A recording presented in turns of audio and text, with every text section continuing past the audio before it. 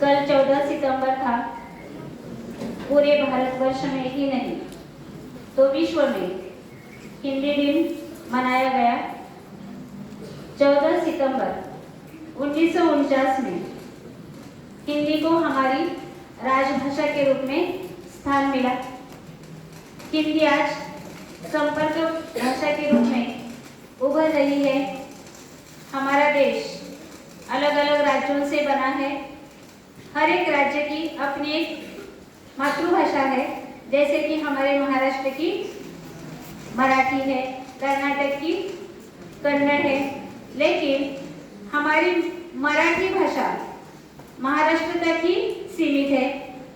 अगर हम शिक्षा के लिए, नौकरी के लिए, व्यवसाय के लिए बाहर के राज्यों में अगर जाते हैं तो वहाँ विचारों का आदान प्रदान करने के लिए कोई तो एक भाषा होनी चाहिए और मराठी वहाँ पर ज़्यादा से ज़्यादा रूप में नहीं चलेगी।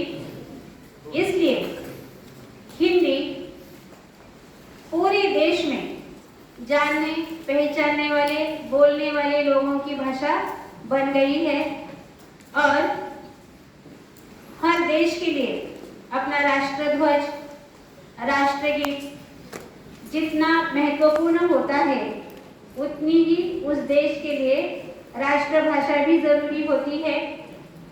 पूज्य राष्ट्रपिता महात्मा गांधी जी ने कहा था कि राष्ट्रभाषा के बिना राष्ट्र गूंगा है।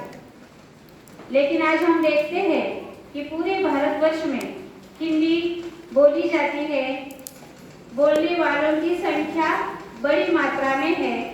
राजभाषा है, संपर्क भाषा है, हम उसे अपनी राष्ट्रभाषा भी मान चुके हैं।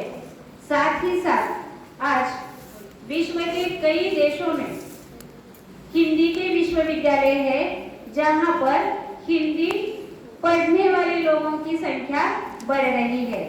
और आज विश्व के किसी भी कोने में अगर हम जाएंगे तो वहां पर भारतीय है और ये भारतीय वहां पर हिंदी में अपना वार्तालाप करते हैं। तो आज हिंदी हमारी विश्व की भाषा बन गई है। हिंदी ने कई साहित्यिक दिए हैं। इन साहित्यकों की रचनाओं ने हमारा साहित्य समृद्ध बन गया है। जयशंकर प्रसाद जी है, प्रेमचंद जी है, मैथिली शरण गुप्त जी है, महादेवी वर्मा है, सुमित्रानंदन पंत है, काका साहब कालेलकर है, आदि लेखक है, कवियों ने बहुत अच्छी रचनाएं हमें दी है। अब हम छात्र हैं तो हिंदी की सेवा राष्ट्र की सेवा है। हमें 5वीं से लेकर 10वीं तक हम हिंदी का अध्ययन करते हैं। उसके जो अच्छे पाठ है, कहानियां हैं, वो आपको ठीक से पढ़नी है। कविताओं की ओर ध्यान देना है। कविताओं का गायन हम करेंगे और इससे हमारी हिंदी और भी अच्छी बन सकती है। साथ ही साथ देखो जो हिंदी फिल्में होती है, इन हिंदी फिल्मों ने भी हिंदी को बढ़ावा देने का काम किया है। ज़्यादा से ज़्यादा हम हिंदी फिल्मी गीत सुनते हैं, चित्रपट भी हम हिंदी ही ज़्यादा से ज़्यादा देखते हैं। कई अच्छी कविताएं दी है। कक्षा 5वीं में है, देखो बूंदे कविता है। रिमझिम गाती बूंदे धरती पर है आती बूंदे, खेतों बागों मैदानों में हरियाली फैलाती बूंदे। कक्षा 7वीं में परसों मैंने एक पढ़ाई थी आपको कविता। हाथ लगा बंदर के एक दिन टूटा फूटा ला, जट बंदर ने पेड़ के नीचे कुर्सी में जला डाला।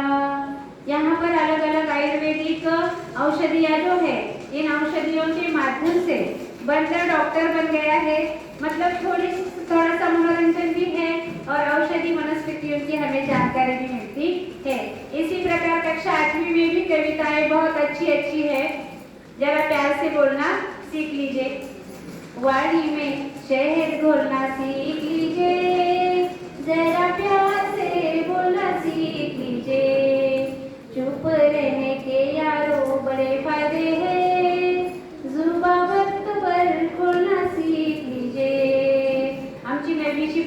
कविता है चांदनी रात मैथिली शरण गुप्तन जी। याद है क्या आपको? नहीं? शुरुआत को चांदनी रात। चांद चंद्र की चंचल किरणें खेल रही है जल थल में, स्वच्छ चांदनी बिछी हुई है अवनी और अंबर तल में। तो इस प्रकार कविताएं हम गुनगुनाते रहेंगे।